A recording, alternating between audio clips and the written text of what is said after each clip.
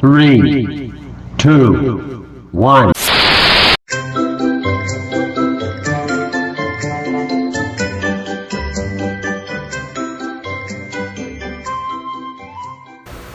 Welcome po sa ating pagtuturo ng pananahi, tabas at tahi. Pero ngayon ang ating gagawin ay pagtatabas. May nag-request sa akin ng overall, pattern din ng overall. So ito yung gagawin ko ngayon, pattern ng overall. Pakita ko kung paano sa inyo, paano tatabasin. So para sa mga sumusubaybay sa aking YouTube channel, medyo matagal akong hindi nakapaggawa ng video gawa ng may konting karamdaman. At ngayon okay na. Ito. Umpisa na naman tayo muli sa ating pagtuturo ng pagtataba. So hindi tayo magpatumpik-tumpik, hindi natin tatagalin. Umpisa natin kagad ang ating pagtuturo ng pagtatabas. Overall itong ating gagawin ngayon. At meron tayong sukat na susundan. Ang ating gagawin muna ay ang pangtaas. Saka na yung sa sunod na video, saka natin gagawin yung pambaba. Dito muna tayo sa pangtaas. Meron tayong sukat na ang balikat ay 17 at mayroon tayong sleeve length na 22. Tapos yung dibdib natin ay 39, waist 39. Parehas ito kasi may garter yan. Parehas sila kasi luwag sila. Tapos meron tayong armhole na 19. Saka siko, elbow, 14, cups 12, pular 17. Ang haba mula sa batok hanggang sa may gitna ay 16.5. So, umpisa natin kagad. Ito ang ating gagawin. Dito, mula dito sa taas, mag-alawan na susukat tayo ng 2 inches. Yan, 2 inches. Yan. Kita na siguro to kasi mataba itong aking ginagamit. Munggol na Yan, kitang-kita to. Munggol na mataba. So, pagkatapos dito ay mayroon tayong kukuha din tayo dito ng mga 1.5. 1.5. Dito 1.5. Kasi bigyan natin kaagad ng allowance para maunawaan kaagad sa sinong gustong matuto nito. Buhitan natin. Buhit tayo diyan hanggang dito sa may taas. Tapos sukat tayo ng isang bali, isang ruler. Yan, sukat tayo bali isang ruler hanggang diyan sa baba.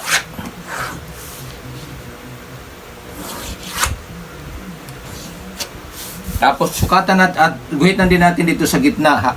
Parang kalahati ito. Hati ito kasi isang roller ito. Hatiin natin isang roller.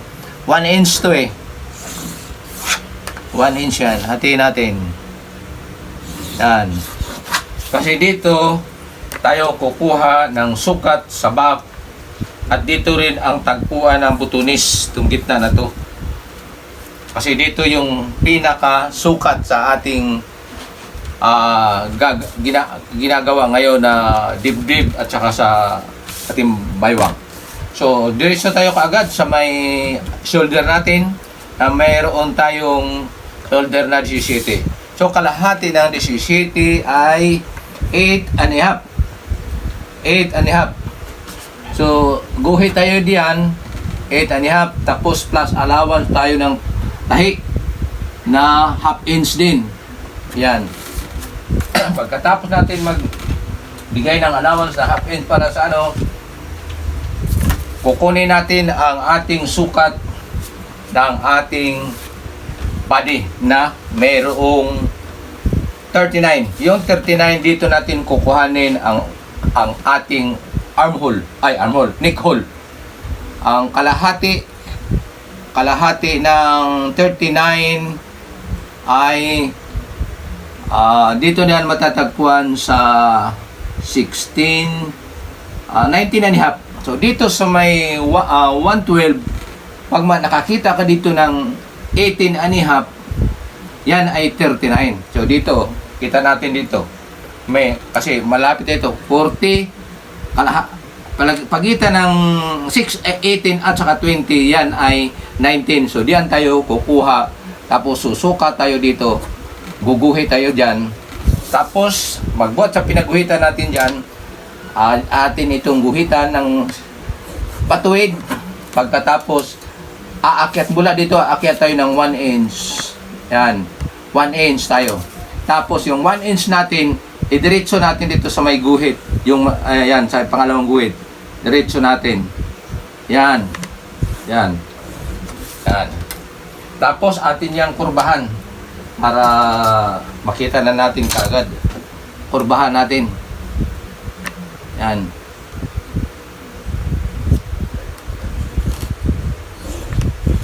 May kurba na. O, yan. Pagkatapos, sukat tayo ng haba. So, buhat dito,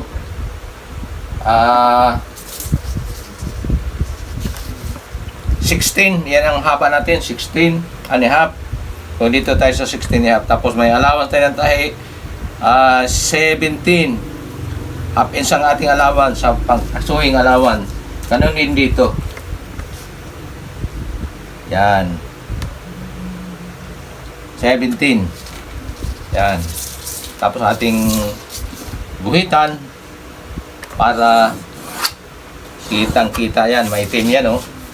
Pagkatapos, yung ating armhole ay 19. So, kalahati ng 19 ay 9 and a half. 9 and a half. So, pwedeng 9 and 1/4, pwedeng 9 and a half kasi depende sa kurba na gagawin natin mamaya dito. So, meron tayo, dito lang ako sa 9 and 1/4 kasi laliman ko to ng kurbada. Dito tayo sa 9 and 1/4. So, yan, ang buhat dito, 9 and 1/4. So, yan. Guhitan natin. Yan. Malinaw kaya itong guhit ko. So, ngayon naman, yung ating dibdib ay 39. So, maghanap tayo ngayon dito ng 39. Kasi yung ating dito, 1/2 ito eh. 1/2 ng 39 ay 19 and a half.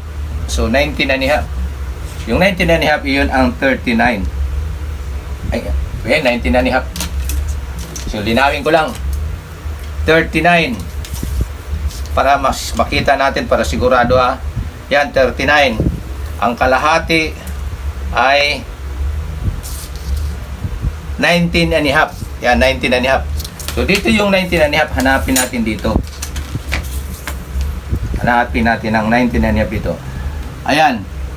Nagsimula natin sa 30, 32, 34, 36, 38, 38. Yeah, ito, pag 19, 38 yan. Pag 19 and a half, 39 yan. So, dito tayo. Yan. Tapos, lagyan natin ng allowance na tahi. Half inch. Yan. Yan, malinaw yan, ha?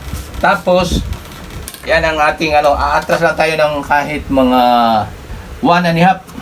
Yan, atrasan natin ng mga 1 and a half. Yan ang ating. Tapos, guhitan natin. Pagkatapos na magguhitan, kurbahan natin. Yan, kurbahan natin ha.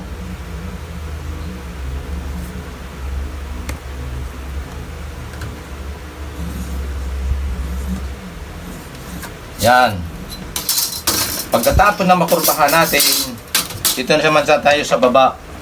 39 pareha sila, no? So, 19 and a half din dito. Yan. Tapos, allowance din tayo ng half inch. Yan. So, atin ang guhitan. Dalawahin natin ang guhit kasi unang guhit ito sa tahi na to. Yan tayo yan natin tatabasin mamaya. Pagkatapos dito sa baba, ito para sa front pocket kasi pinagsabay ko tong front and back para makakatipid tayo sa pattern. So ngayon, buhat dito sa guhit na to, bababa lang tayo ng mga 3/4 para sa front panel. 3/4, baba tayo ng 3/4. Yan. Tapos ito, baba ka ng 3/4 dito, eksakto lang dito. So, ganyan ang pagguhit. Tutok lang dyan, ha? Yan. Yan. Yan lang. Ganito ganyan ang guhit. Pagkatapos, natapos na natin yan. So, dito tayo ngayon. Baba tayo ng 2 inches. Dito 2 inches. Aba tayo ng 2 inches. 2 inches. Yan, guhitan natin. Yan. Pagkatapos atin itong tabasin. Yung gunting na nasa pagkala ang gunting.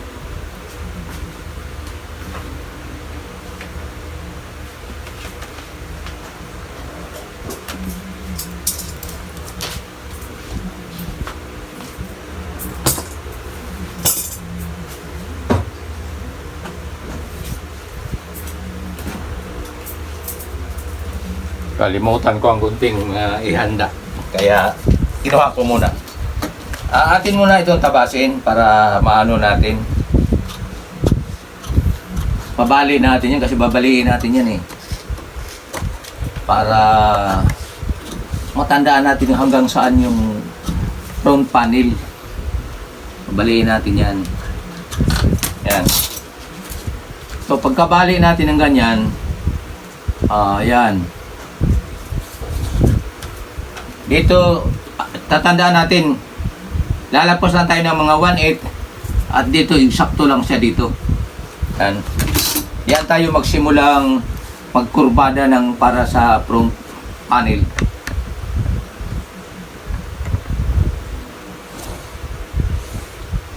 Ayan. So, gamit na tayo ng dalawang klaseng kurba. Itong kurba ang ginagamit ko. Dito para sa likod, dito para sa harap. So, hanggang diyan tayo magsisimula ngayon. Ganyan. Papasok lang tayo dito ng mga half inch. Mula dyan sa gilid, mga half inch lang. So, ganyan tayo. Tapos, yan ganyan, oh. Yan. Yan. Mga half inch lang ang pasok. Yan.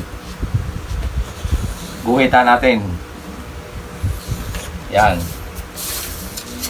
Itong ating guhit ito, kung sakali man ay pag grading natin sa ating armhole ay kinapos, pwede nating halimbawa kulang siya ng half inch, pwede nating ibaba din dito, baba tayo ng half inch.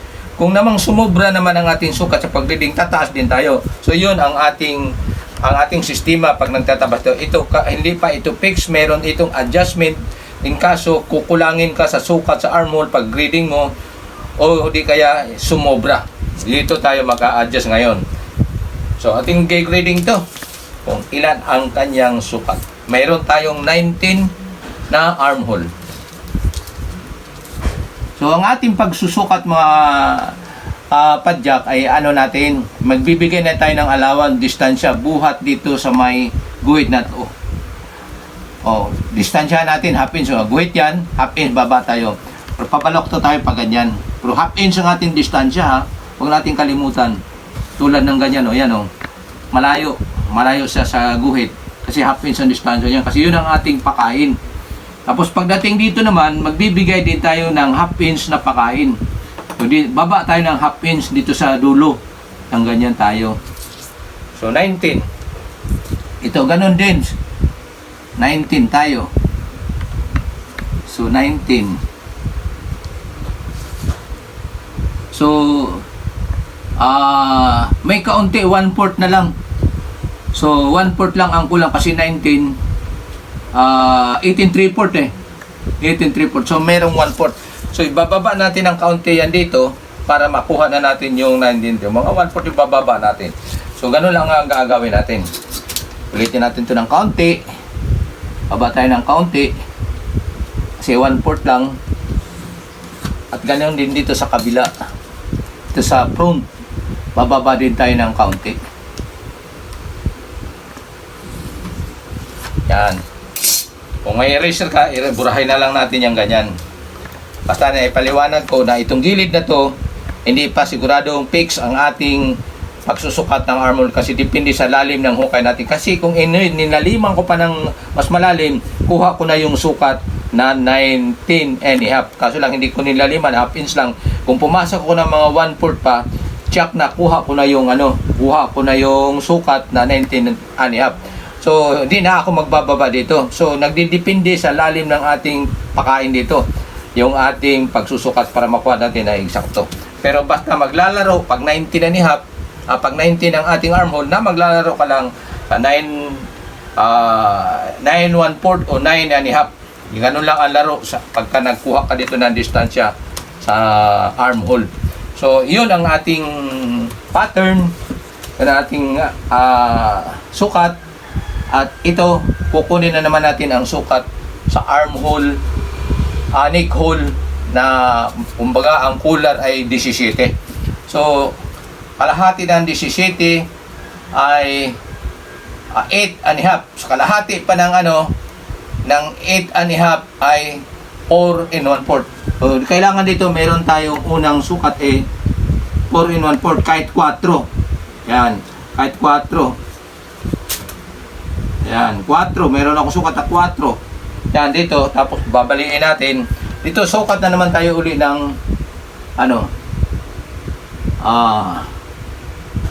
insaktong 8 and a half. Yan, ito. Hanggang dito lang ang 8 and a half natin.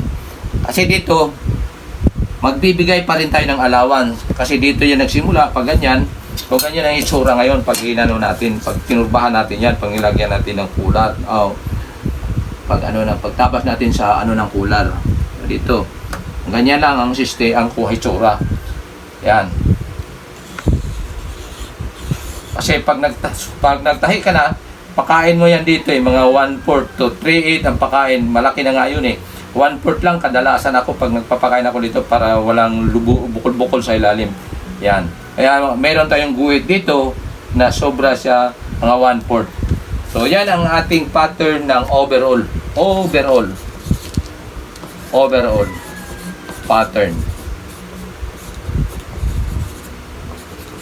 So, ito yung ating pattern ng overall at pakita ko sa inyo ang pagtabas. Ganito lang yan mga kapadya. Dito tayo kukuha kasi ng pang back panel ito. Yan. Back panel.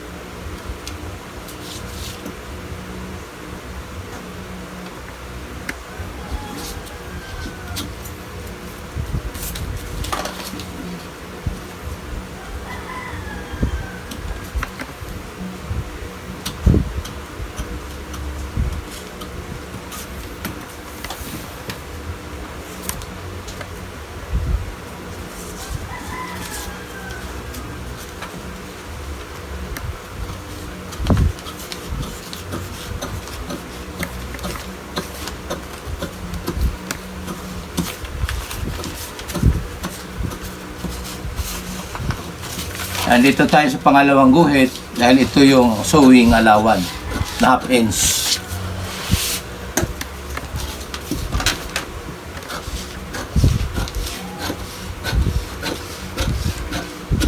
Yan. So, pakita ko lang. Ito yung front. Yan, front yan. Lagyan ko ng mga ape. Ape. Yan, ito, ape, front yan. Itong walang lagay na ape. Yan yung mga poros yan back. So dito sa bandang gilid nito, sama-sama yan sila. Pero pagdating dito maghiwalay. Ito yung pang front panel at itong isang guhit, ito yung pang back panel. Diretso dito sa taas, papunta diyan. Pag ganyan, hanggang dito. Tanggalin natin itong para kitang-kita. Yan. Yan Itong gilid na to, yan ka magtatabas para sa back panel hanggang dito. Yan. Yan hanggang dito. May gitna. Ito sa gitna. Sa front panel na naman, dito ka na naman sa baba. Ganon din dito sa gilid. Gandiyan. Hanggang dito tayo. Dito tayo papasok sa loob. Ayun. Hanggang dito yung front panel. Hanggang dito tayo. Pagkatapos, sagad hanggang dito yan.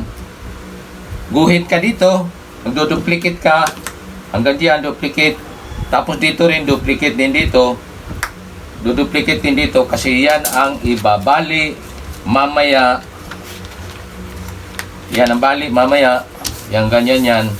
Para pag mayroon ng butones, Dito ang butunis, dito ang butunis, yan ang butunis, di kaya zipper. At itong isa, dito, magpanag po sila ng ganyan. Parang ganyan sila. So, di ba, nakaganyan, no? Nasa butunis, ang butunis ay nasa gitna, ganyan. Sa kabilang panel, dito ang isa. Yan yung tatabon dyan. Yan. Kaya maintindihan natin, ito yung butunis. At dito rin ang sa back panel. Yan ang pinakatugmang sukat sa ating ginagawa. So ngayon, pupunta tayo sa pagtatabas ng manggas. Sa manggas tayo.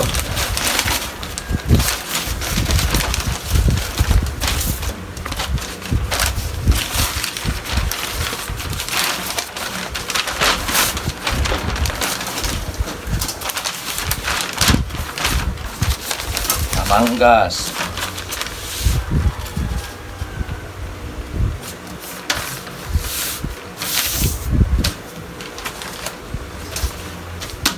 Sa manggas ay mayroon tayong manggas, haba ng manggas.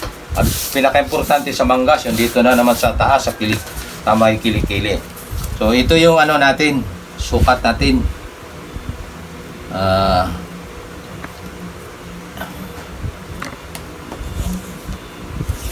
Ayan, mayroon tayo, sukat natin. Mayroon tayong cups na 2 inches. Yan, 2 inches na cups. Yan. At mayroon tayong laki ng cups na yung opening niya ay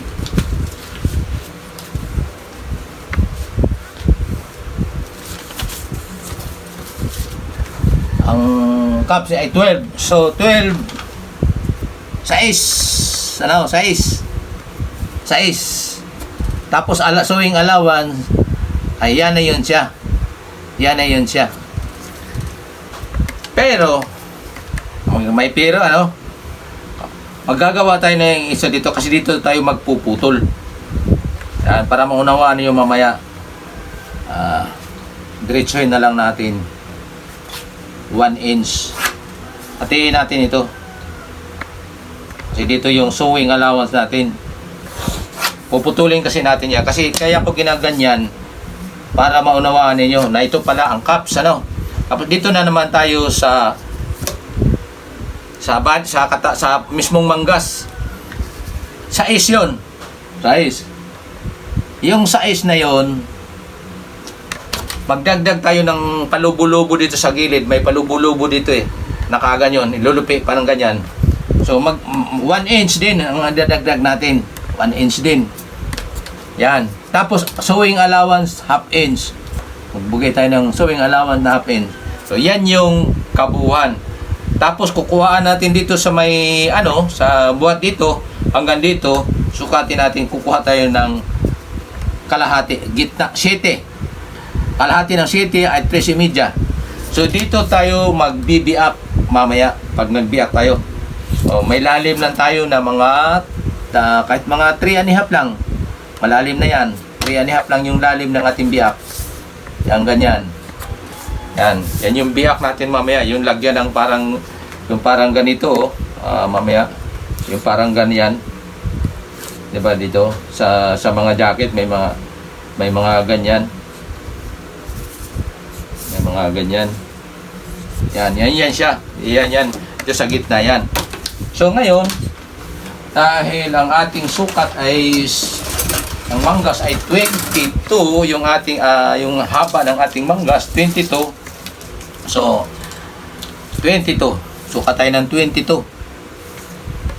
Hanggang cups na to Yan, cups. Hanggang dito, 2 inches yan. Ito, bubuhatin natin ito, lilipat natin dito kasi dito yung linis. Kasi yung mga dalawang gitna yan yung alawat na sa mga tahi. Dito tayo. Una, ito, hanggang 20, 2 inches yan ang cups.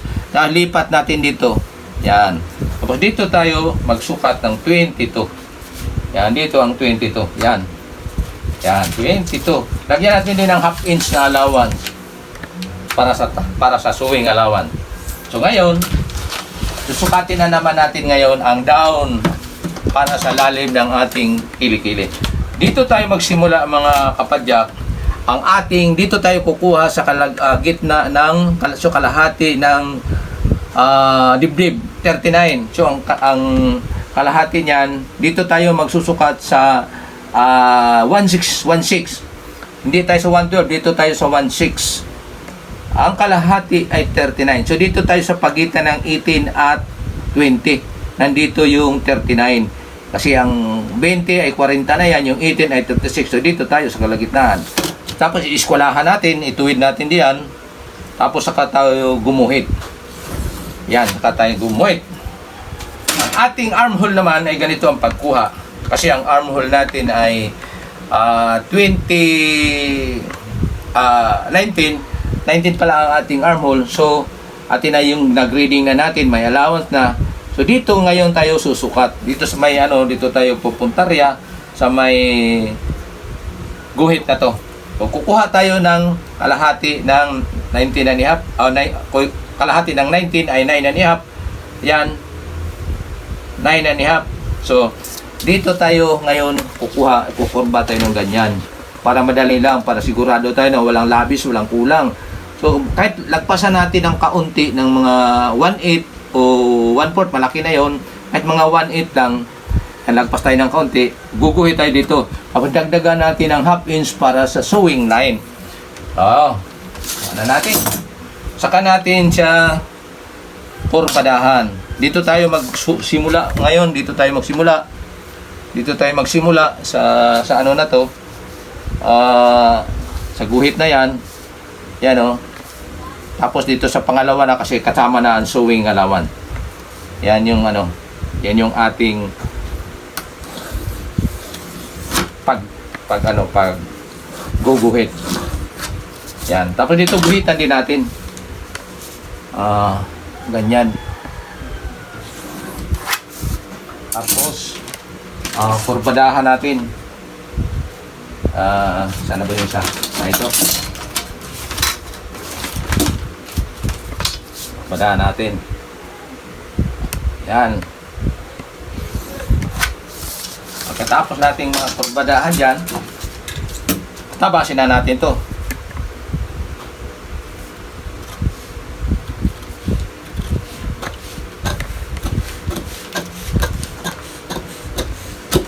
Yan.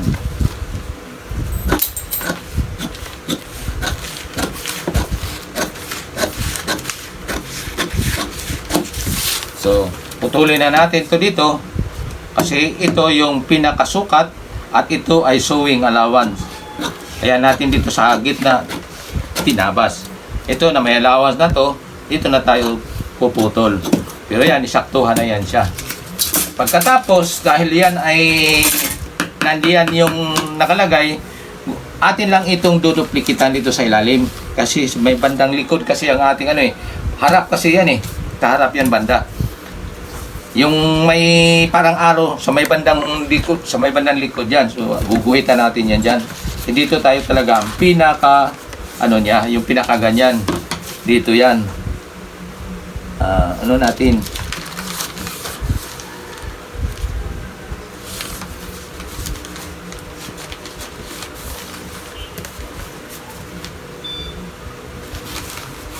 Tapos yan ay burahin natin yan. Buburahin natin yan siya, burahin kasi wala yan siya. Sa harap yun to banda Ayan, wala yan siya ha. Makikita natin siya dito sa likod. No, dito siya sa likod ngayon kasi ang ating front ay dito yan Lagyan natin na ito ng itis. Tapos dito naman sa front panel na ito, magbabawas tayo ng kaunti dito sa may bandang ito.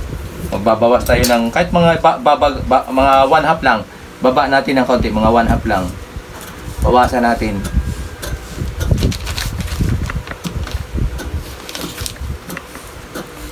Yan, ganyan. So, yan yung natin. So, ito yung front. Pag sinuot natin yan, nakaganyan yan.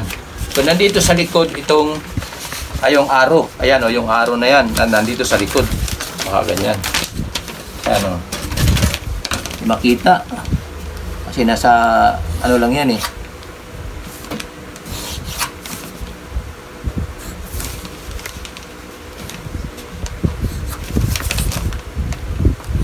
Yan. Ito yung may guhit, ito yung sa front banda yan. Kapag sinuot mo, nakaganyan yan. Dito yung arrow sa likod banda. Ayan. Ayan. Ayan yung ating paggawa ng pattern ng overall. Isusunod natin, natatabasin ang pantalon niya o pambaba. So ito lang muna sa una natin video para maunawaan ng mabuti sa gustong matutong magtabas ng pattern. So nawa sa aking video ngayon na ginagawa, matutunan ninyo ito. Kung hindi baka agad-agad, ulit-ulitin lang kasi malinaw naman yung aking paliwanag para inyong maunawaan, para inyong matutunan ang pagtatabas ng pattern hanggang sa pagtatabas ng tela. Ito pagkatapos nitong matabas ng pattern ng pantalon at saka yung pantaas niya, ay tatabasin ko rin ito sa tela mismo para ituro ko rin kung paano ang paggawa ng overall para lubos-lubos ang ating pagkaunawa at matutunan talaga kapag hindi lang sa pattern kundi hanggang sa pagtahi, para kung sino yung gustong matuto talagang manahin ng overall, matututo talaga. So hanggang dito lang mga kapadyak, at naway sumubaybay lang kayo parati para sa mga video kong gagawin tungkol sa pagtuturo, matutunan ninyo talaga. So maraming salamat sa inyo lahat. Hanggang dito na lang.